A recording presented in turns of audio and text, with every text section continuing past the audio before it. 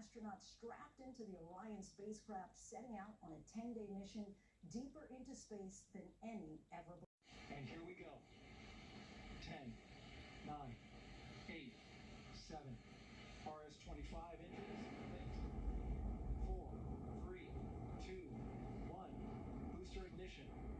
And liftoff. The crew of Artemis 2 now bound for the moon. Humanity's next great voyage begins. Tonight, the Artemis 2 mission is underway. 4 astronauts on a 10-day mission to the moon and back. Roger, roll pitch. The Orion spacecraft lifting off, powered by that massive 322-foot tall, 6 million pound rocket packed with more than 700,000 gallons of liquid oxygen and hydrogen. Passing 1 minute. Approaching max Q. Crowds at Kennedy Space Center clamoring to watch it soar through the air. Kennedy, guidance converged. On board, Commander Reed Weissman, a 50-year-old fighter pilot and father of 2 from Baltimore, who's led multiple spacewalks while on board the International Space Station. In the pilot seat, Captain Victor Glover. He's from Pomona, California, and he and his wife Deanna have 4 children.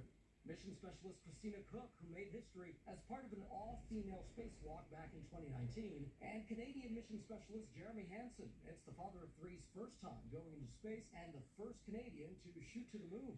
Before launch, teams checking those suits. Then, just as astronauts have done in past missions, a bit of superstition, playing cards until everyone loses a hand to leave bad luck behind. Then a group photo and a thank you to their support team. And just like the Apollo astronauts did before them some 50 years ago, the astronauts walking out of those famous doors to the outside world. Thank you all for being out here. It's a great day for us. Saying one final goodbye to their family and friends before they hopped in the Astrovan for the ride to Launch Complex 39B at Kennedy Space Center at Cape Canaveral. Their path lined with supporters waving flags and cheering. A quick thumbs up before taking the elevator up to the capsule. Teams in the sterile white room helping the astronauts with their gloves and helmets, then shutting the hatch door. The spacecraft, about the size of a 6-person tent, the astronauts nicknamed it Integrity.